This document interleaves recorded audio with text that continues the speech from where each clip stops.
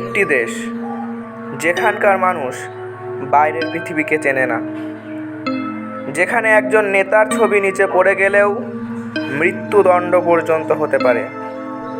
এটা এমন একটা দেশ যা পুরো বিশ্ব থেকে নিজেকে লুকিয়ে রেখেছে।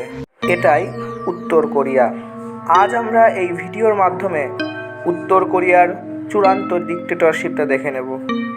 ভিডিওটা শেষ পর্যন্ত দেখবেন, আশা করি ভালো লাগবে, এবং ভালো লাগলে অবশ্যই চ্যানেলটিকে সাবস্ক্রাইব করবেন। চলুন শুরু করা যাক। নর্থ কোরিয়া, যাকে আমরা বাংলায় বলে থাকি উত্তর কোরিয়া, দেশটার রাজধানী পিয়ংইয়ং। দেখতে অনেকটা নিখুঁত শহরের মতো, চওড়া রাস্তা, সুউচ্চ ভবন, পরিচ্ছন্ন চারপাশ।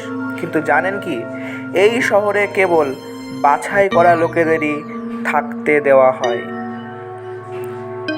বাকি দেশ জুড়ে থাকেন দরিদ্র, অনাহার আর ভয়তে থাকা সমস্ত আবাসীরা।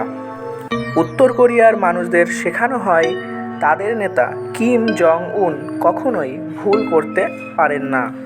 ওখানকার রীতি অনুযায়ী কথিত আছে, তার জন্মেই পাহাড়ে তুষার পড়েছিল, তার হাঁটার আওয়াজেও ফুল ফোটে। এমনটাই তারা বিশ্বাস করতে শেখে ছোট থেকে। এটাই এক চলতে থাকা প্রোপাগান্ডার চূড়ান্ত উদাহরণ হয়ে দাঁড়িয়েছে সবার জন্য। বর্তমানে অনেকেই পালিয়ে বাঁচার চেষ্টা করে।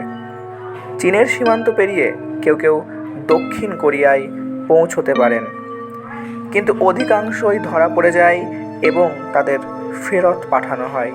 আর তারপরে ঘটে সেই দুর্বিষহ অত্যাচার, তারপরে ঘটে সেই নিষ্ঠুর অত্যাচার বন্দীদের উপরে। উত্তর কোরিয়াতে ইন্টারনেট নেই। হ্যাঁ, প্রায়শই এটা দেখা যায়। বিদেশি সিনেমা দেখা মানেই কঠিন শাস্তি পাওয়া। কেউ যদি দক্ষিণ কোরিয়ার গান শুনে ধরা পড়ে, তাকে হয়তো বিশাল কোনো শাস্তি দেওয়া হবে, অথবা আপনি যদি উত্তর কোরিয়ার কোনো মানুষ হন এবং যদি আপনার কাছে দেশে থাকাকালীন অবস্থায় বাইরের দুনিয়ার কোনো বই থাকে, তাহলে কিন্তু আপনার কারাগারে যাওয়া নিশ্চিত। এটাই কিন্তু সেখানকার প্রচলিত নিয়ম, এটাই চলে আসছে। উত্তর কোরিয়া এক অদৃশ্য দেয়ালের মতো। তার ভিতরে ঠিক কী ঘটে তা আমরা আংশিকই জানতে পারি, কিন্তু প্রতিটি কণ্ঠ, প্রতিটা মুখ যারা নিঃশব্দে বাঁচে, তাদের গল্পগুলো বলার সময় এসেছে। আর আপনি একজন সচেতন মানুষ হিসাবে এই সত্য জানার অধিকার রাখেন। এই ভিডিওটি যদি আপনাকে ভাবতে বাধ্য করে, তাহলে অবশ্যই লাইক দিন, শেয়ার করুন এবং সাবস্ক্রাইব করুন এমন আরও সত্য প্রকাশের জন্য। আপনার একটা ক্লিক হতে পারে পরিবর্তনের প্রথম ধাপ, এবং সেই পরিবর্তন যেটা বর্তমানে সবাই চায়, সবার দরকার।